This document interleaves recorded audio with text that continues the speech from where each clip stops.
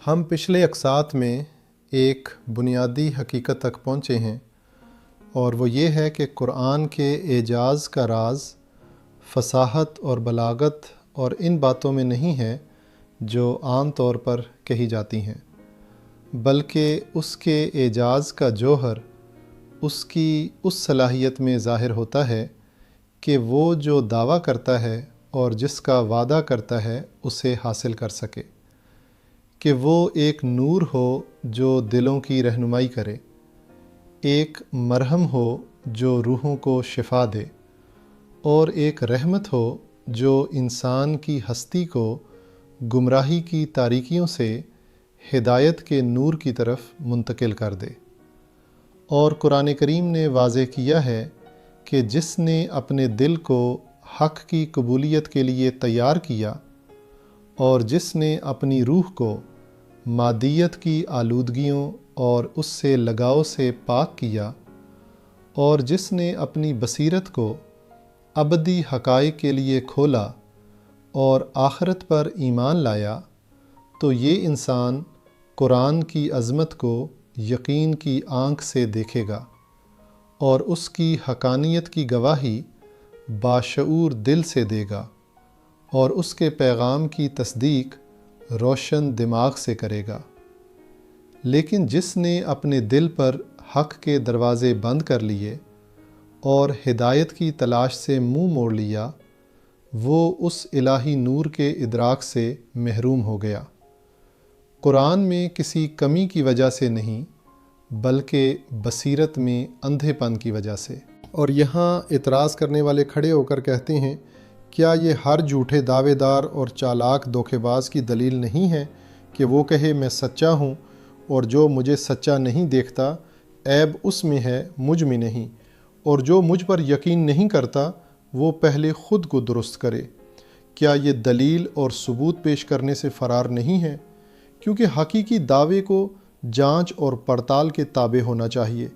اور آزمائش اور تجربے کے سامنے ڈٹے رہنا چاہیے۔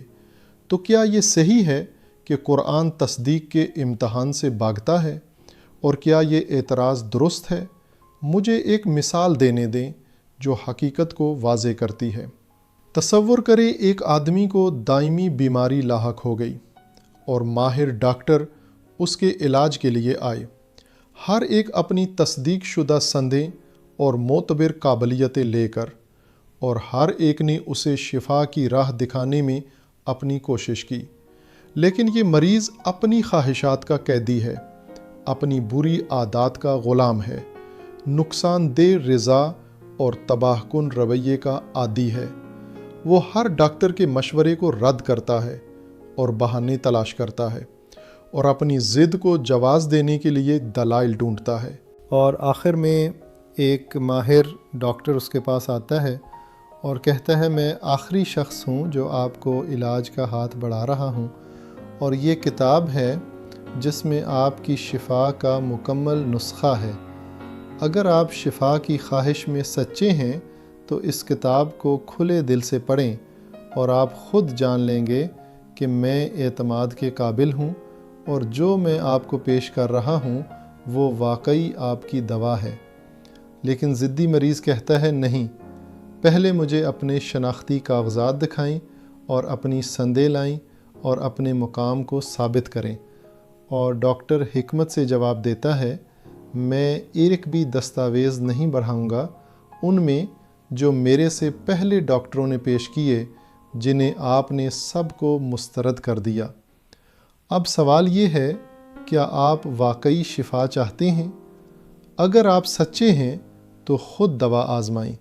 لیکن اگر آپ انکار کرتے ہیں اور اپنی بیماری میں رہتے ہیں اور اس علاج کو دیکھنے سے اندھے ہو جاتے ہیں جو آپ کے سامنے ہے، تو جان لیں کہ مسئلہ دوا میں نہیں بلکہ شفا کے لیے آپ کی کھوئی ہوئی مرضی میں ہے۔ اور جب ہم اس مثال میں کہانی کے پس منظر پر توجہ دیتے ہیں تو ہم کہتے ہیں، کیا یہ ایسے شخص سے نمٹنے کا سب سے حکیمانہ طریقہ نہیں ہے جس نے تمام دلائل کو مسترد کرنے کے بعد ضد پر اصرار کیا؟ کیا یہ صحیح منطق اور گہری حکمت نہیں ہے؟ اور بالکل یہی حال قرآن کے ساتھ ہے۔ انسانی تاریخ ان انبیاء کی کہانیوں سے بھری ہے جو واضح نشانیوں اور شاندار معجزوں کے ساتھ آئی، اور جب بھی ضدی لوگوں نے ان سے دلیل کا مطالبہ کیا، اللہ نے ان کے ہاتھوں سے ایسے غیر معمولی واقعات دکھائے جو عقلوں کو حیران کر دیں، اور اس کے باوجود انہوں نے انکار کیا اور منہ موڑا اور ضد کی، کیونکہ وہ دل جو ہدایت نہیں چاہتا کسی معجزے سے ہدایت نہیں پائے گا، اور وہ نفس جس نے حق سے منہ موڑا کسی دلیل سے قائل نہیں ہوگا۔ اور انسانی تجربے سے ثابت ہو گیا ہے کہ معجزے اس دل کی بیماری کو ٹھیک نہیں کرتے جو گمراہی پر اصرار کرتا ہے۔ اور یہاں سے قرآن واضح طور پر کہتا ہے، جس نے میری حقانیت کو نہیں سمجھا وہ مسئلہ اپنے اندر تلاش کرے، مجھ میں نہیں۔ اور یہ تکبر نہیں اور نہ ہی چالاکی، بلکہ یہ تلخ حقیقت ہے جو انسانی تجربہ صدیوں سے بتا رہا ہے۔ لیکن کوئی پوچھ سکتا ہے، اور اگر کوئی چالاک دھوکے باز آئے اور اسی دلیل سے استدلال کرے اور کہے میں ڈاکٹر ہوں اور جو مجھ پر یقین نہیں کرتا عیب اس میں ہے، ہم سچے کو جھوٹے سے کیسے الگ کریں؟ اور جواب یہ ہے کہ ہم اس پر بھروسہ کرتے ہیں جس میں 3 واضح نشانیاں بغیر کسی ابہام کے پائی جاتی ہیں۔ پہلی نشانی نیت کی پاکیزگی، کہ ہمیں یقین ہو کہ وہ ذاتی فائدہ نہیں چاہتا اور دنیوی منافع نہیں چاہتا اور شہرت یا دولت کی خواہش نہیں رکھتا، بلکہ وہ اپنی دعوت میں مخلص ہے، اپنا وقت اور محنت بغیر معاوضہ مانگے پیش کرتا ہے۔ دوسری نشانی پیغام کی مطابقت، اور کہ جو وہ کہتا ہے وہ ان ڈاکٹروں کے ساتھ ہم آہنگ ہو جو اس سے پہلے آئے، اس سے متضاد نہ ہو۔ تیسری نشانی جانچ اور پڑتال کے لیے اس کی کھلی ذہنیت، اور کہ وہ لوگوں کو تحقیق اور غور و فکر اور موازنہ اور آزمائش سے نہ روکے، بلکہ انہیں اس کی دعوت دے اور ان کی حوصلہ افزائی کرے۔ اور دیکھیں کہ یہ تینوں نشانیاں قرآن کریم میں کس طرح واضح ترین صورت میں ظاہر ہوتی ہیں۔ نیت کی پاکیزگی کے بارے میں قرآن نے متعدد آیات میں اعلان کیا ہے، کہہ دو میں اس پر تم سے کوئی اجر نہیں مانگتا۔ تو نہ کوئی دنیوی خواہش اور نہ کوئی مادی مقصد، اور نہ نبی کے لیے یا ان کی دعوت کے لیے کوئی ذاتی فائدہ۔ اور پیغام کی مطابقت کے بارے میں قرآن نے تصدیق کی ہے کہ وہ آیا ہے اس کی تصدیق کرتے ہوئے جو اس سے پہلے کتاب میں ہے، تمام انبیاء کی دعوتوں کی تائید کرتے ہوئے، وہی ابدی الہی پیغام لے کر جو زمانوں میں چلا آ رہا ہے۔ اور جانچ کے لیے کھلے پن کے بارے میں یہ سب سے عظیم اور شاندار ہے، کیونکہ قرآن آپ کو پورے اعتماد اور وضاحت کے ساتھ کہتا ہے، بات سنو اور اس کے بہترین کی پیروی کرو،